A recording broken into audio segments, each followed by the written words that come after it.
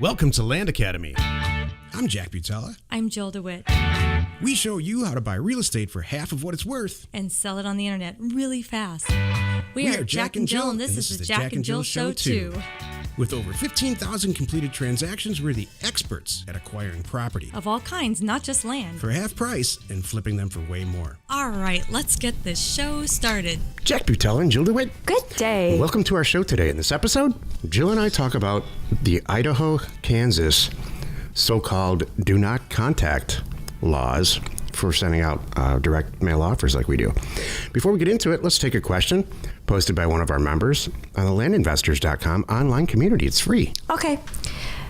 Justin asked, anyone used RealQuest to mail for houses? I seem to get either 10,000 lines of data or 250-ish. Looking for a good parameter set that would help narrow it down. There has been discussion on the podcast about 2018 being the year for houses. That would be us. But I'm ready now. That would be us. But I am ready to grow the Justin, next leg of my business. I love your attitude. I have wholesaled and bought and sold houses in the past.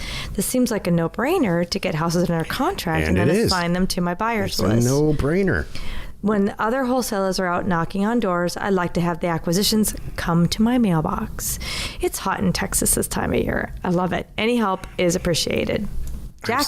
I'm so glad, Justin, that you asked this because, you know, Jill and I do this all the time. And it is a total logical extension from land.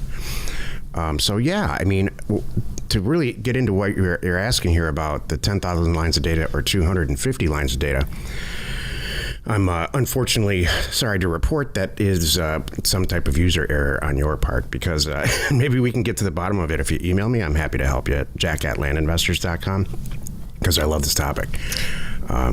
I was going to add, so Justin knows because he's playing around with it. You're just going to have to keep playing around with it until you find your exactly what you want. That is the answer. So, for example, you can do a zip code. I mean, you could do subdivision. You can be as broad or specific as you want. You can do 3-bedroom, 2 baths. You could not put those criteria in if you want. You could put in no mortgage if you want. I mean, that's the beauty of this data that we have.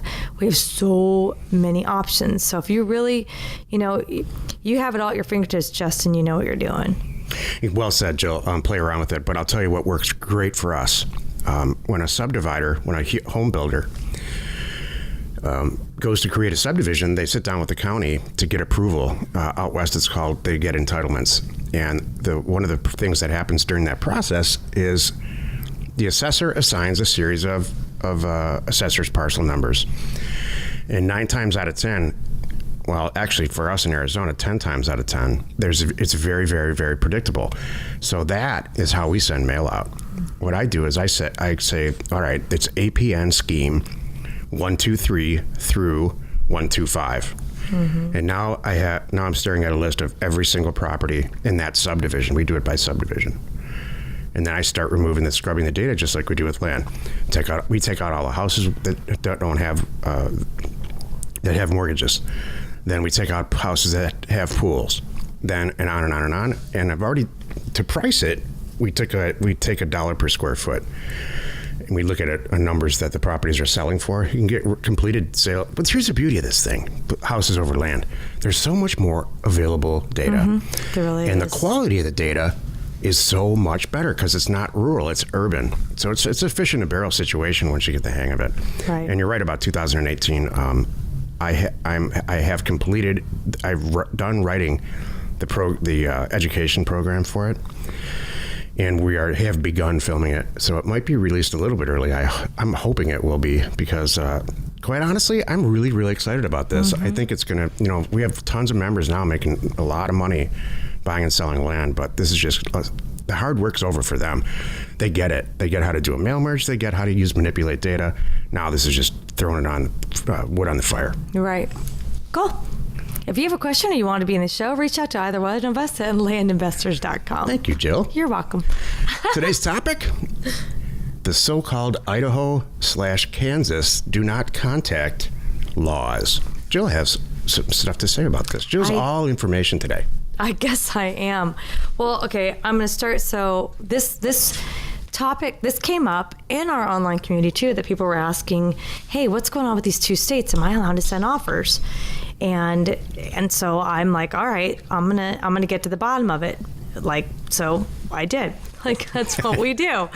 Anyway, like I was already pretty darn sure that I knew the answer, but I made sure. So let me start with the easy one, Get to the bottom of it. Which was Idaho. So right now, and I'll tell you, as I am speaking, I'm staring at the website for the Office of Attorney General for the state of Idaho. And if you go under Consumer Protection and Statutes and Rules, this is where you'll find this kind of information. So first of all, Idaho, it's very easy to go through here, and there's actually nothing as far as direct mail. Telephones, like I think every state, there's definitely do not call list. There's a charitable solicitation when you're asking for money, but there is actually a chain letter, Pyramid and Chain Letter Act, to get someone to participate in a pyramid distribution scheme. It's funny, a chain or pyramid distributor scheme. Well, that's obvious. But the big picture here is people in our group are having issues with sending direct mail offers, or they think they are. They think they are. Direct mail offers to these 2 states. And this show is to bring some finality to that. Right. Get to the bottom of it. And this is how you do it, by the way. This is perfect. So if you really think that there's a problem, and then you should look it up. And if the way that Jack and I roll, unless somebody complains, that's really, is that okay to say, Jack? Well, I mean, you don't knowingly do something wrong. Well, that's true too. I mean, I'm not going to. This is true. We all know, maybe we don't all know. I mean, we should know by now that the phone thing is a no-no. That shouldn't be happening. And what really makes me mad is there are a lot of people that are doing that, and maybe that's part of this problem. I see people in other online communities that are trying to use companies like private investigator companies to get phone numbers for people that own homes to try to call them. I'm like, that's not cool. That's really not cool. That's really not good. You're going above. That's like really bad. So I wonder if this is part of where it's coming up, because there's people out there that are really going about this the wrong way. There's issues with email. We all know the spam laws are national, not even, they're not right. state. So we're talking direct mail. So Idaho, we can check it off our list. Now Kansas is Wait a second. What's the summary on Idaho? Can you? Yeah. You can send them. Totally. The only people that can't is if you're looking for money from them. Okay. You're trying to solicit it. It's a charitable solicitation. That's usually how people come about it. Bear in mind, we're sending offers to give them money. Yeah. We're not trying to sell them anything. Right. So yeah, there's as far as mail, it's the only thing that's covered for Idaho is the Chain Letter Act, the Charitable Solicitation Act, and then phones. That's it. So everything else is all normal. The Lemon Law and Consumer Protection Act. Just laws to make sure everybody's doing the right thing, which so we all agree with. What do you think's causing the confusion then? I am actually not sure, but you know what? Let me get to the Kansas one. And this, I don't have no idea where Idaho. It's ultra clear on Kansas. Well, and I think that it's a way that some of the laws are worded that gets confusing, and that's why. So let me get into Kansas here, and I think you'll see why this came up. The Kansas. Here's a question. I got into this. It's KSA, which is it's a Kansas Open Records Act, and there's a Kansas statute basically, and it's 45-230 if anybody really wants to look this up. But here's a question that's on their website. May someone use names and addresses from public records in order to buy something from those listed?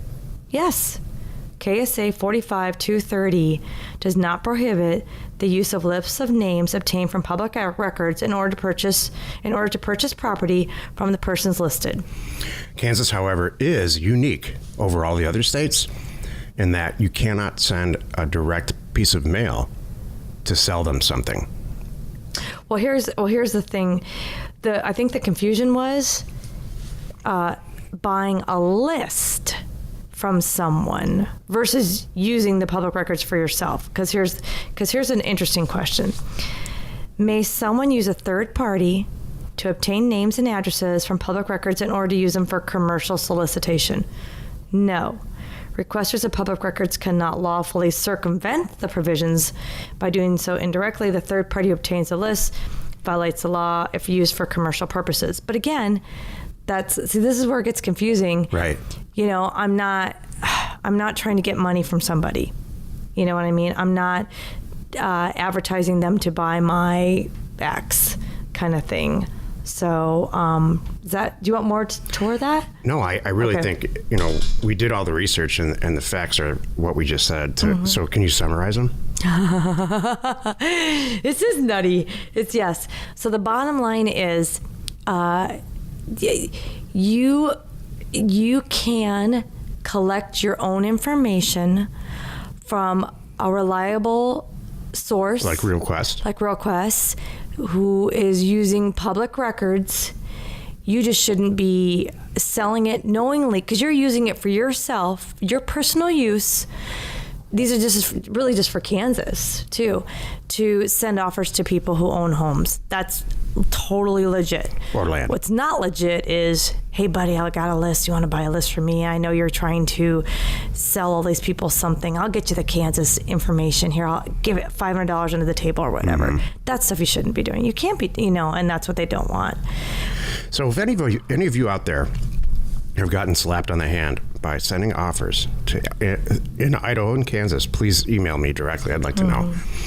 And if you're finding the lack of availability on data for either one of those states, specifically from RealQuest, because I've heard rumors of that. I can see the data in Idaho, and I've had some of our members say there's just no data. It's not available. So that may have been true on that day, but I checked. All right. So basically, if you're contacting these people as a buyer, not a seller, as a solicitor, then you're good. So let me disclaim this.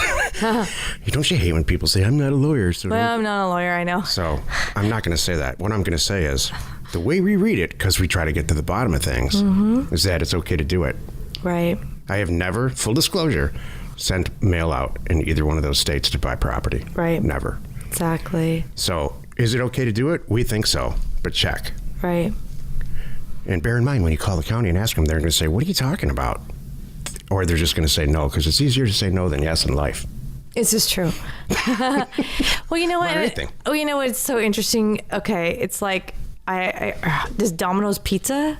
That's what I was just going to bring up. So does Domino's Pizza not do Idaho and Kansas? I don't know. That's funny. That was really my question too. Like, can I not put think a about coupon how on a much- door in Kansas? how much mail you get? It's awful.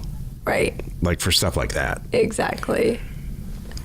So I would think really at the end of the day, I think mail is the one way that people still can advertise legitimately and respectfully. I'm not calling you. I'm not filling up your email, and I'm not doing other stuff. If you don't want it, you throw it away.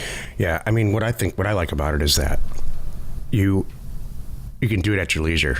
You can do whatever you want about it. It's not in your face. You're not disrupting you. You're not, if you're letting it wreck your dinner, then that's kind of your issue. Right. Yeah. And if and here's the thing too, that Jack started to say, if you're in any way not sure about something, it's super easy to move on. We talk to people too when they're new and they're starting out, and maybe the county that they want to send offers to doesn't have a real good web presence, and they're having trouble getting some of their questions answered and some things from the county. Well, maybe we should pick a different county. That's okay. Yeah. Maybe you could pick a different state. That's okay. You can say it like this. You are in control. Yeah. Just like the question up here from Justin. Right. You have complete control over this. If you're not getting the answers you want, and you're not getting the response you want or the compliance that you want, just go one county to the right. Right. Or left. Stuff like this is no reason to throw in the towel and say, well, I'm out. If you are going to use this to throw in the towel, then this is not your business, and that's okay. Jack and I are going to go fine. Next, let's go over here. And Yeah. if this doesn't work, we'll go over here. There's 149 million properties in the country. Some of them are for some of them people.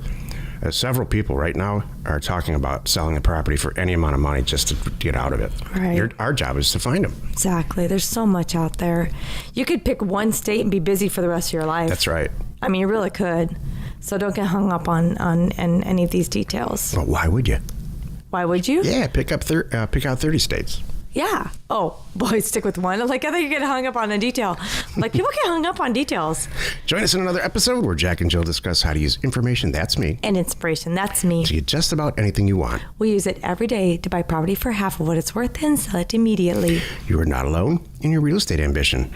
Can I tell you how nice it is to have you do some research? And Was that too dry? no, I mean, it's a dry topic. Sorry. And no, it wasn't too dry. All right. I guess. It's a dry topic, but sometimes on the show we got to cover this stuff. Okay. We can horse around tomorrow. Okay. All right. Got it. How's it? You just had a birthday. I did have a birthday. This is episode number 500 for us. It is episode 500. Wow. It's a huge milestone. It is. Woohoo. So 2 reasons to Big celebrate. week. Yeah. That's right. Congratulations. Awesome. And congratulations to you too. Thank you. Information and inspiration to buy undervalued property. We are Jack and Jill, and this was the Cash Flow from Land Show. We are the experts at acquiring property Of all kinds, not just land, for half price just so we can flip it for way more. and really fast. Thanks for listening. You are not alone in your real estate ambition.